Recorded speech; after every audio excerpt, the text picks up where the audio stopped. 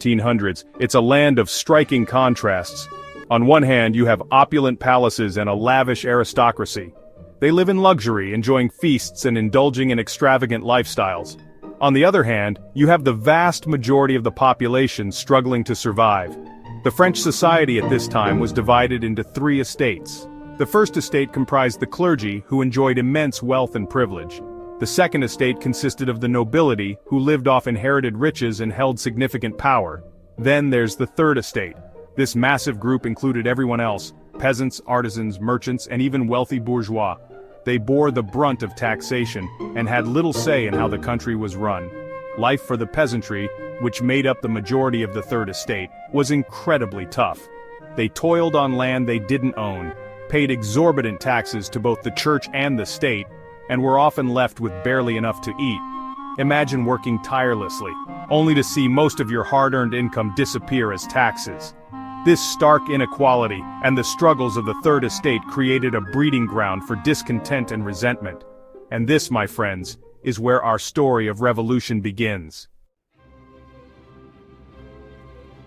Now let's talk about the factors that fueled this revolutionary fire. First, the French economy was in shambles. Decades of extravagant spending by the monarchy, coupled with costly wars, had drained the treasury. Louis XVI, the reigning monarch, was not exactly known for his financial prudence. His solution? Squeeze more taxes from the already overburdened Third Estate. Second, the ideas of the Enlightenment were spreading like wildfire. Thinkers like Voltaire and Rousseau championed reason, individual liberty, and popular sovereignty. Their writings questioned the very foundations of absolute monarchy and inspired people to demand a more just and equitable society. The American Revolution, where 13 colonies had overthrown British rule, provided a powerful example of what a successful rebellion against tyranny could achieve. The French people, inspired by these ideals and witnessing the American success, started questioning the legitimacy of their own absolute monarchy.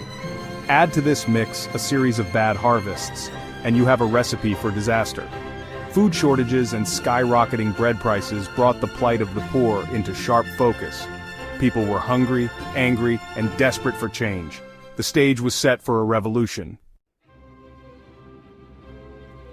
In 1789, Louis XVI, desperate for funds, agreed to convene the Estates General, an assembly representing all three estates. The Third Estate, sensing an opportunity, demanded to have greater representation and voting power. They argued that since they represented the vast majority of the population, their voice should carry more weight.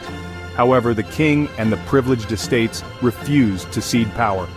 Frustrated and disillusioned, the Third Estate took a bold step. They declared themselves the National Assembly, a body representing the true will of the French people. This act of defiance on June 17, 1789, marked the beginning of the French Revolution. The revolution took a decisive turn on July 14, 1789, with the storming of the Bastille. This infamous prison, a symbol of royal tyranny, became the target of the people's fury. Its fall signaled a powerful message: the absolute authority of the monarchy was over. The French Revolution was in full swing. Section 4. The Revolution turns radical. A king dethroned and terror unleashed. The early years of the revolution were marked by both progress and turmoil.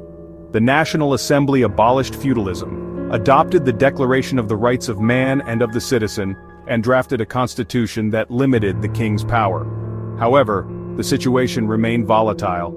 Louis XVI, under pressure from the revolution, attempted to flee France with his family in 1791. His capture further eroded public trust in the monarchy. In 1792, the monarchy was abolished, and France was declared a republic. Louis XVI was put on trial for treason and executed in January 1793. This sent shockwaves throughout Europe. The revolution now entered a more radical phase. Fear of counter-revolutionary threats, both internal and external, led to the rise of the Committee of Public Safety and the infamous Reign of Terror. Section 5. The Legacy of Revolution. From Napoleon to modern France. The Reign of Terror, led by figures like Robespierre, was a brutal period marked by mass executions of those deemed enemies of the revolution. Thousands of people, including many innocent, were sent to the guillotine based on flimsy accusations. This period of extreme violence ultimately consumed the revolution itself.